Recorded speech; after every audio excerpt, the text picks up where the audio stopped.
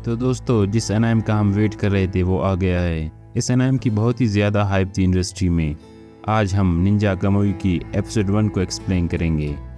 Episode 1 के start में हम एक आदमी को देखते हैं जो कुछ लोगों से भाग रहा होता है। आखिरकार वो लोग इस आदमी को चारों तरफ से घेर लेते हैं। वो आदमी हैरानी से कहता है कि आखिरकार इन लोगों ने मुझे कैसे पहचान लिया। जिन्होंने इस आदमी को घेर लिया था वो निंजा होते हैं। ये आदमी अपने आप को बचाने की कोशिश करता है, लेकिन वो इस पर हावी होते हैं। एक निंजा एक डिवाइस लगाकर उसे बिल्डिंग से नीचे गिरा लेता है, जिससे इस आदमी का सर कट जाता है। इसके बाद निंजा एक डिवाइस से इस आदमी को वेरीफाई करते हैं। हमें पता चलता है कि इस आदमी की असल शक्ल कुछ और ही थी। अगले सीन में हमें एक फैमिली दिखाया जाता है जो मज़े से शहर से बाहर रह रहा होता है। आदमी की वाइफ टीवी देख रही होती है और न्यूज़ पर वही चल रहा होता है कि एक आदमी की मौत हुई है जिसका सर काट दिया गया है।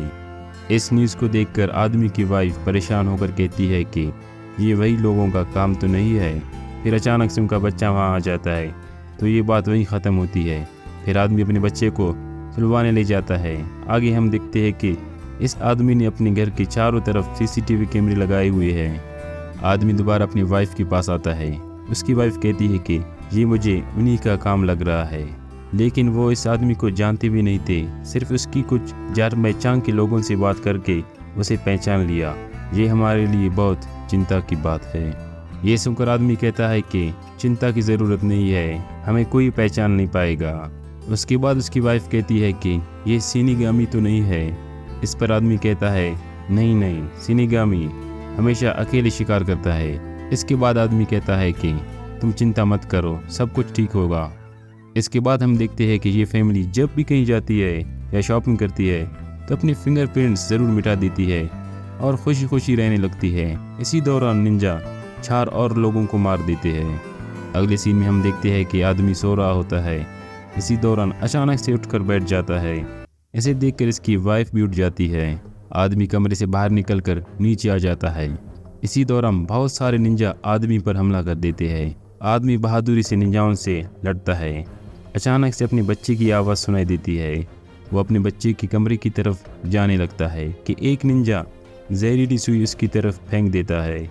वो सुई आदमी की गले में लगती है तो आदमी सीढ़ियों पर गिरता है। एक बार सीन शिफ्ट होता है आदमी के घर के बाहर, तो गाड़ी में एक आदमी बैठा होता है। दोबारा सीन घर के अंदर शिफ्ट होता है तो आदमी गिरता पड़ता अपने बच्चे के रूम में जाता है।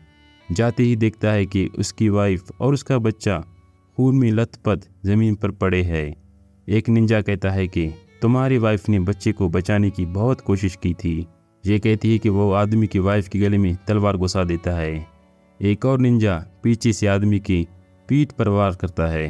आदमी अपने बच्चे और वाइफ की मौत के सदमे की वजह से कुछ नहीं कर पाता।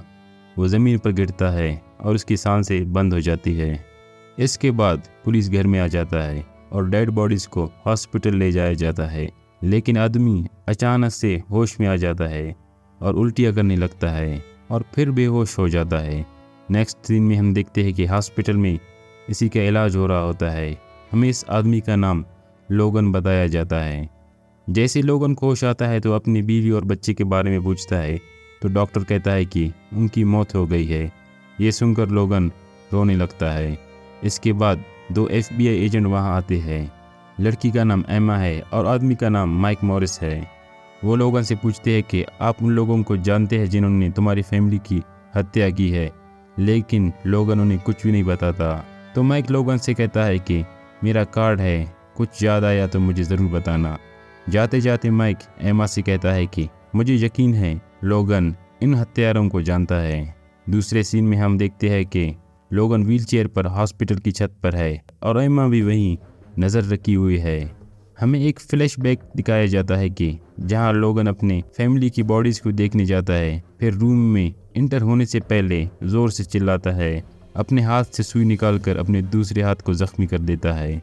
दोबारा से सीन हॉस्पिटल की छत पर शिफ्ट होता है तो हम देखते हैं बहुत सारे निंजा लोगन पर हमला कर देते हैं।